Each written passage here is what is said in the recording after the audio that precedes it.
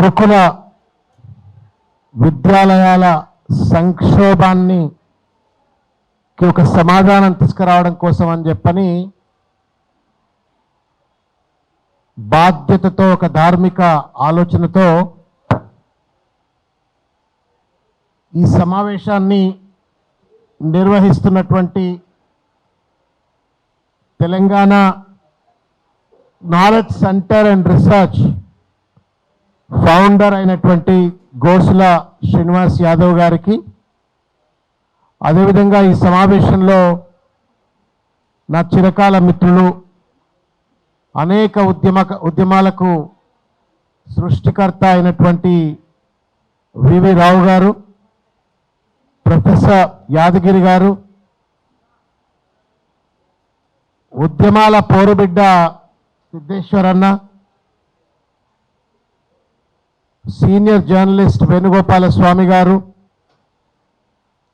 ఎర్రోళ్ళ శ్రీనివాస్ గారు, నితిన్ గారు, ఇంకా చాలామంది మిత్రులంతా ఉన్నారు. పేరు పేరున అందరి పేరు ఉచ్చరించకపోతే దయచేసి మన్నించాలని చెప్పని కోరుతూ, ఈ సమావేశంలో గురుకుల విద్యాలయాలకు అండగా ఉండాలని చెప్పని నైతిక బాధ్యతతో ఇక్కడికి వచ్చినటువంటి మీ అందరికీ కూడా శిరస్సు వంచి పేరు పేరున నమస్కారం తెలియజేస్తా ఉన్నాను. ఎర్రోళ్ళ శ్రీనివాస్ గారు చాలా విషయాలు లోతుగా మాట్లాడినారు. ఇంతకుముందు సిద్ధేశ్వరన్న మాట్లాడిన, అంతకుముందు చాలామంది వక్తలు మాట్లాడి ఉంటారు, బట్ నేను లేట్గా వచ్చినాను కాబట్టి నేను సిద్ధేశ్వరన్న మాట్లాడింది, తర్వాత పరాంకుశం వేణుగోపాల స్వామి గారు మాట్లాడిన, రావు గారు మాట్లాడిన, ఇవన్నీ విన్నాను.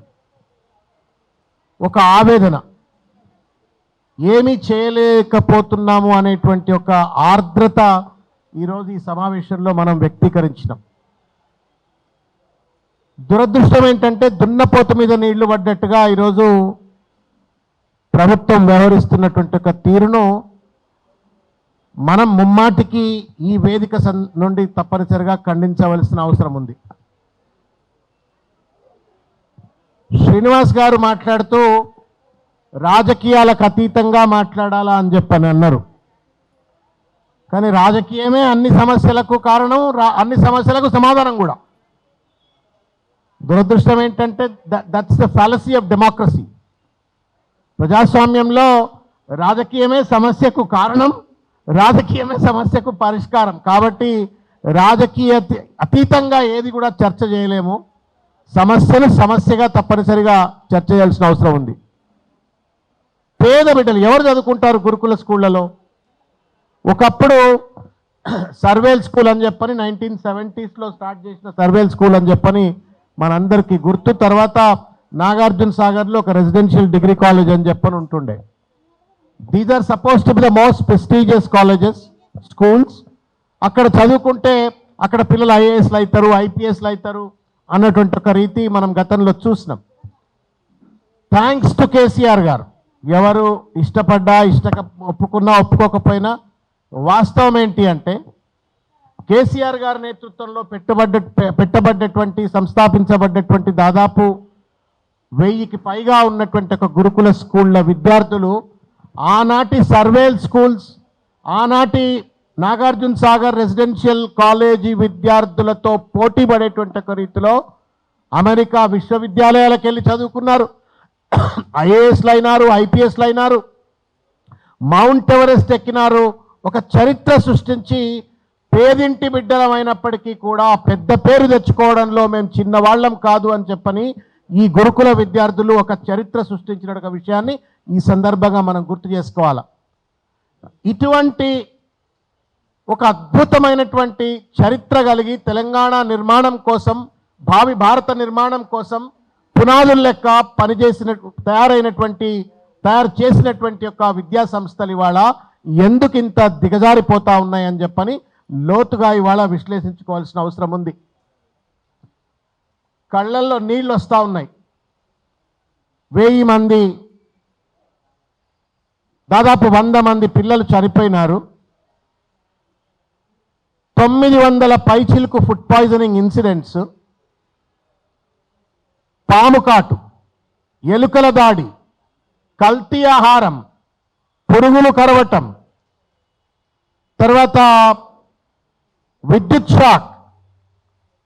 ఇట్లా ఈ రకంగా మనం ఏమైనా అడవుల్లో స్కూళ్ళు ఉన్నాయా, లేకపోతే అనాగరికమైనటువంటి ఒక ప్రాంతాల్లో స్కూళ్ళు ఉన్నాయా? నగర నడిబొడ్డుల్లో, పట్టణ నడిబొడ్డుల్లో ఈ స్కూళ్ళన్నీ కూడా ఉన్నాయి.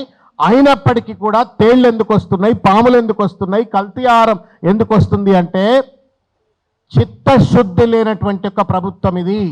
ఒక ఫ్యూడల్ మనస్తత్వంతో కొనసాగుతున్నటువంటి ఒక దొరస్వామ్య ప్రభుత్వం ఇది. ఇది ముమ్మాటి రాజకీయం మాట్లాడుతుంది ఫ్యాక్ట్.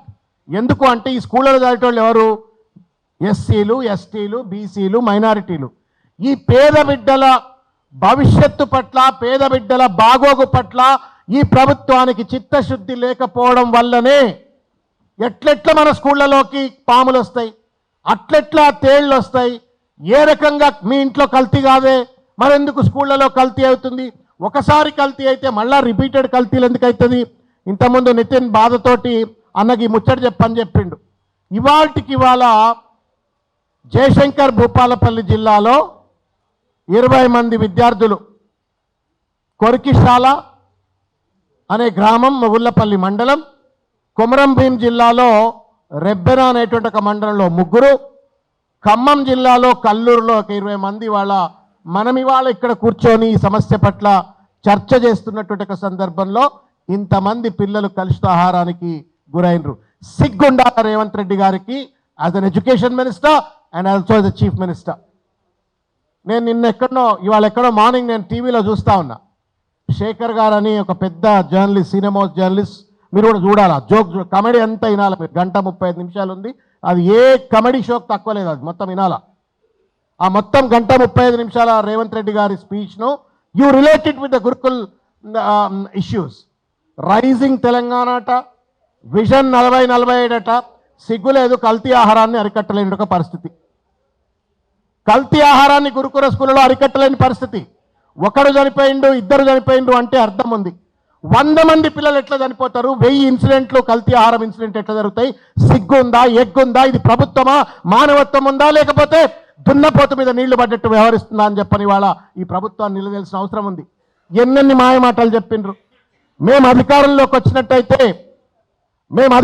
వచ్చినట్టయితే గురుకుల స్కూల్ ఇట్లున్నాయి, అట్లున్నాయి, మేము బాగు చేస్తామంటే ఇవాళ అధోగతికి పాలు చేసి ఇవాళ దేశానికి తలమానికం. ఇన్ని గురుకుల్ స్కూల్స్, ఇన్ని లక్షల మంది పేద విద్యార్థులు చదువుకునేటువంటి ఒక చరిత్ర భారతదేశంలో ఏ రాష్ట్రంలో లేదు. But that has been created by KCR garu. Create చేసినట్టుగా దాన్ని కాపాడాల్సింది పోయి దాన్ని పూర్తిగా కూడా అధోగతి పాలు చేసి ఏం మాట్లాడిండు? నేను బడ్జెట్లో పెంపుదల చేస్తాను. మీరు ఒక్కసారి last 3-4 years of the budgets కనుక మీరు ఎవాల్యుయేట్ చూసినట్టయితే national average, cumulative national average of all the states in the country is 14% of the budget. Annual budget లో 14% విద్యకు కేటాయిస్తే తెలంగాణ రాష్ట్రంలో ఈ పెద్ద మొగాయన వచ్చిన తర్వాత, ఈ పెద్ద మనిషి వచ్చిన తర్వాత అది 7, 8, 9, 7, 8, 9. దేశంలో ఉన్నటువంటి ఒక నేషనల్ యావరేజ్ ఏంది, రాష్ట్రంలో నువ్వు కేటాయిస్తుంది ఏంది అంటే సంపద లేదు, కేసీఆర్ అప్పులు చేసిండు అని మాట్లాడతాడు. నేను అప్పులు ఇద్దామంటే చెప్పుల దొంగ లెక్కనన్ను చూస్తున్నారు అంటారు. మరి చెప్పుల దొంగకు ముఖ్యమంత్రి కుర్చీ మీద ఎందుకు కూర్చోవాలా? మా కర్మగాలి చెప్పుల దొంగ లాంటి ముఖ్యమంత్రి వస్తే మా పిల్లలకి ఇవాళ తిండి కూడా కల్తీ తిండి తినాల్సిన పరిస్థితి ఎందుకు వస్తుందని చెప్పని ఇవాళ నిలదీయాల్సిన దుర్మార్గమైన పరిస్థితి. ఇవాళ dropout ratio is very high now, పెరిగిపోయింది. లాస్ట్ 2 yearsలో ఈ గురుకుల విద్యా సంస్థల నుండి డ్రాప్అవుట్ రేషియో పెరిగిపోయింది. ఒకప్పుడు ఇంతకుముందు శ్రీనివాస్ గారు చెప్పినట్టుగా పైరవి, నేను కూడా చేసిన పైరవి. ఏమైనా అప్పుడు సుమన్ అడిగిన, నేను సుమన్ అడిగిన, అరే ఏమైనా పైరవి చేసి కొంచెం ఈ స్కూళ్ళల్లో మన పిల్లలకు అడ్మిషన్ అంటే కేసీఆర్ సార్ బెత్తం పట్టుకొని మమ్మల్ని కొడతాడు. ఆ స్కూళ్ళ జోలికి పోతే ఎవరికి పైరవి చేయించే ముచ్చటే లేదు, మెరిట్ ప్రకారం రావాల్సిందే అని చెప్పానంటే ఒక సీట్ ఉంటే 10 మంది పిల్లల పోటీ ఉండేది. ఇవాళ there is a deficiency in the admission ratio. 100% admission నిండట్లేవు. ఇవాళ ఎందుకు ఇట్లా? డ్రాప్అవుట్ ఎట్లా పెరుగుతుంది? అడ్మిషన్ రేషియో ఎట్లా తగ్గుతుంది? మానిటరింగ్ మెకానిజం మొత్తం సర్వనాశనం అయిపోయింది. నేను ఇప్పుడు ఒక కొలీగ్తో మాట్లాడుతున్నా. పాత చదువుకున్న ఒక విద్యార్థి, నా కొలీగ్ ఉండే, ఒక గురుకుల్ స్కూల్లో పనిచేస్తున్నాడు, సీనియర్ లెక్చరర్గా టీచర్గా పనిచేస్తున్నా. మాట్లాడుతున్నా, ఏందన్నా కథ అంటే పిచ్చి అవినీతి జరుగుతూ ఉందన్న. పిల్లలకు గుడ్లు పెడతామని దొంగ లెక్కలు రాస్తారు. చాలామంది ఆడపిల్లలు ఇవాళ రేపు కొంచెం మేము ఒబేస్ అవుతామనో, లేకపోతే ఇంకేదో హెల్త్ సమస్యలు ఉంటాయని కొంతమంది గుడ్లు తినరు, కొంతమంది మాంసం తినరు, కొంతమంది కోడి కూర తినరు. తినని లెక్కలన్నీ కూడా రాసి పడేసి తినేస్తూ ఉన్నారు. రాత్రికి రాత్రి తెల్లారుజామున 2 గంటలకు 3 గంటలకు దొంగచాటుగా ఆయిల్ ప్యాకెట్లన్నీ ఎత్తుకపోతారు. సూర్యునీళ్ళ లెక్క చారు పప్పు పెడతా ఉన్నారు. నూనె లేదు, పాడు లేదు, తినబుద్ధి కాదు, ఎండిపోతా ఉందనంటే ఈ రకంగా విచ్చలవిడి అవినీతికి వాళ్ళ స్కూళ్లలో పాల్పడతా ఉంటే దున్నపోత మీద నీళ్లు పడ్డట్టుగా ఏసీడీ, విజిలెన్స్, పోలీసు మొత్తం అంతా కూడా కేసీఆర్ ఇంటి మీద, కేటీఆర్ ఇంటి మీద పెట్టిండ్రు. కానీ ఈ దొంగల మీద మాత్రం పెట్టడానికి వాళ్ళ కేసీఆర్ రేవంత్ రెడ్డి గారికి హోంమంత్రిగా మానవత్వం లేదు, బాధ్యత లేని ఒక పరిస్థితి. ఇవాళ ఇంత నాకు బాగా గుర్తు, వీళ్ళు గురుకుల బాట అని చెప్పని అన్న 12 స్కూళ్ళు ఎత్తివేసారు. తమ్ముడు చెప్తా ఉండు. శ్రీనివాస్ గారి యొక్క నేతృత్వంలో ఆర్ఎస్ ప్రవీణ్ కుమార్ గారు, శ్రీనివాస్ గారు, సుమన్ గారు, మా గెల్లు శ్రీనివాస్ యాదవ్, ఇంకా చాలా మంది విద్యార్థి నాయకులంతా కలిసి కేసీఆర్ గారి యొక్క ఆలోచనల మేరకు గురుకుల్ బాట అని చెప్పని పెడితే ఒక్క దగ్గరికి వాళ్ళ లోపల రాని. నేను అడిగిన నిన్న ఇవాళ, అరే నేను వస్తారా భయ్, కొంచెం పోయి చూద్దాంపా అంటే నిన్ను గుర్తుపడతారు అన్నట్టు. గుర్తుపడితే ఎందుకు రాబాయ్, దొంగల మేము ఎందుకు రావద్దు, మన స్కూళ్ళలోకి వచ్చి చూస్తాం రాబాయ్, మంచి ఏందో చెడని చూస్తామంటే నిన్ను రానియరన్నా. గా మధ్య ఎవరో ఒక పేరు మోసిన పోలీస్ అధికారి భార్య, నేను పేరు చెప్పదలుచుకోలే, I'm sure police can relate with it, intelligence can relate with it. ఒక పెద్ద పోలీస్ ఆఫీసర్, స్టేట్లో వెరీ ప్రామినెంట్ పోలీస్ ఆఫీసర్, ఆయన భార్య కొంత యోగా పర్సనాలిటీ డెవలప్మెంట్ ఇంట్రెస్ట్. ఈ గురుకుల్ స్కూల్కి పోయి నేను విద్యార్థులతో ఒక పూట స్పెండ్ చేస్తా, నేను యోగా నేర్పిస్తా, తర్వాత అక్కడ పర్సనాలిటీ డెవలప్మెంట్ చేసి కొంత ఇన్స్పైర్ చేస్తా, మోటివేట్ చేస్తా అని చెప్పానంటే ఆ పోయింది చేసింది. నువ్వు ఎట్లెట్లా పర్మిషన్ ఇస్తావని చెప్పని ఇప్పుడు ఆ పేరేం పేరు, వర్షం వస్తుంది, వర్షిని. ఆ వర్షిని గారు నోటీస్ ఇచ్చిందట ప్రిన్సిపల్కి, నువ్వు అట్లెట్లా కావాలని రాణిస్తావు అని చెప్పని. వచ్చినామేమి రాజకీయ నాయకురాలు కాదు, వచ్చి ఏదో ప్రభుత్వం మీద దుమ్మెత్తిపోస్తామా కాదు. ఆమె డబ్బుతో, ఆమె సమయంతో ఆమె వచ్చి అక్కడ యోగా నేర్పించి 1 గంట సేపు పిల్లలకు పర్సనాలిటీ డెవలప్మెంట్ క్లాస్ చెప్తా అంటే రావద్దు, వాళ్ళకి వస్తే బయట లోపల విషయాలన్నీ బయటకు తెలుస్తాయని చెప్పని నోటీస్ ఇచ్చిందట. This is what the kind of దుర్మార్గమైన సప్రెషన్ ఇది. నువ్వు అన్నం పెట్టావు, పాములను రాకుండా చూడవు, క్వాలిటీ ఎడ్యుకేషన్ ఇవ్వవు, క్వాలిటీ ఫుడ్ ఇవ్వవు, హైజీనిక్ కండిషన్స్ ఇవ్వవు. బయట వాళ్ళు పోయి దాన్ని మానిటరింగ్ చేస్తా అంటే మానిటరింగ్ చేయకుండా ఇవాళ ఒక దుర్మార్గమైన పరిస్థితికి పాల్పడతా ఉండు. అయితే వీటికి సమస్య సరే, సమస్యలని చాలా మాట్లాడుతూ ఉన్నాం. ఇట్స్ రైట్ టు ఎడ్యుకేషన్ కదా, ఫండమెంటల్ రైట్ ఇది. విద్య అనేది ఒక రైట్. ఇవాళ తెలంగాణలో గురుకుల విద్యా సంస్థలలో ఇంతమంది పిల్లలు చనిపోతా ఉన్నారు, ఇంతమంది పిల్లలకి ఇవాళ కల్తీ ఆహారంతో ఇవాళ వాళ్ళను బాధకు గురి చేస్తూ ఉన్నారంటే it's a fundamental violation of the constitution. సిగ్గు ఎగ్గు లేదు. ఇవాళ జై సంవిధాన్ చెప్పని ప్రోగ్రాం పెడతారు. ఈ వేల లక్షల మంది పిల్లలు చదువుకునేటువంటి యొక్క స్కూళ్లలో రాజ్యాంగాన్ని హననం చేస్తా ఉన్నారు. ఇది రేవంత్ రెడ్డి గారి యొక్క పరిపాలనకు పరాకాష్ట అని చెప్పి నేను చెప్తా ఉన్నాను. సోదరు చెప్తున్నారు 2000 స్కూల్స్ మూతివేత. గురుకులాల్లో 25% ఆఫ్ ద అడ్మిషన్ జరగలే ఇంటర్మీడియట్ కాలేజీలలో. అంటే 1,00,000 సీట్లు నిండలే. కేసీఆర్ గారి హయాంలో సీట్ల కోసం పైరవీలు చేయాలని చెప్పని అటు తిరిగి ఇటు తిరిగి బేజారెత్తినటువంటి కొట్టుకున్నటువంటి ఒక పరిస్థితి నుండి 1,00,000 సీట్లు ఖాళీ ఉన్నాయంటే సిగ్గు రేవంత్ రెడ్డి గారిది. విద్యాశాఖ మంత్రిగా ఒక్క క్షణం కూడా నువ్వు ఆ కుర్చీలో కూర్చోవడానికి అర్హత లేదు అని చెప్పని ఈ సందర్భంగా నేను తెలియజేస్తా ఉన్నాను. నేనేదో అక్కస్తో మాట్లాడతలే, బీఆర్ఎస్ పార్టీ నాయకుడిగా మాట్లాడతలా. నేను కూడా ఆ వర్గాలకు చెందినటువంటి వాడిని. పేదోడి కష్టం నష్టం బాధ తెలుసు. నువ్వు ఫ్యూడల్ కాబట్టి నీకు ఆ పేదోళ్ళు పడే బాధ కష్టం నష్టం గురించి తెలియదు. But I come from that class. ఆ వర్గం పడే బాధ తెలుసు కాబట్టి నేను బాట మాట్లాడుతున్నాను. ఎంత బాధతోటి ఆ స్కూళ్ళలకు పిల్లల్ని పంపుతారు, ఎంత ఆశతో ఎంత హోప్తో పంపుతారు. అక్కడ నువ్వు ఇంత దుర్మార్గమైనటువంటి ఒక రీతిలో వ్యవహరిస్తూ ఉన్నారు. నేనుగా ఏతులకు అడ్డులేదు ఈ ప్రభుత్వానికి. ఫ్యూచర్ సిటీ మాట్లాడతారు, కూట్ల రాయి తీరట, ఏట్ల రాయి తీస్తామని చెప్పని గురుకుల స్కూళ్ళని నడపరాయన ఫ్యూచర్ సిటీ కడతారట. మొత్తం ఫ్యూచర్ సిటీ కట్టిపడేస్తా అని చెప్పని మాట్లాడుతున్నాడు. యంగ్ ఇండియా స్కూల్స్కు 200 కోట్ల రూపాయలని మాట్లాడుతున్నాడు. గురుకులాలను చక్కగా చేయి. ఇప్పటికైనా ముఖ్యమంత్రి సిన్సియర్గా గురుకుల స్కూళ్ళ పైన రివ్యూ చేయలేదు ఇంతవరకు. I'm demanding from this forum. ఈ ఫోరం నుండి నేను విజ్ఞప్తి చేస్తా ఉన్నాను, ముఖ్యమంత్రి గారు నీ రాజకీయాలు కుట్రలు కక్షలు కార్పణ్యాలు ఎన్నన్నా చేయి, కానీ ఇమీడియట్గా ఒక కాన్స్టిట్యూషనల్ రివ్యూ చేయాలని చెప్పని కోరుతా ఉన్నాము. అదేవిధంగా పేరెంట్ కమిటీస్ను రెస్టోర్ చేయాలని చెప్పని కోరుతా ఉన్నాము.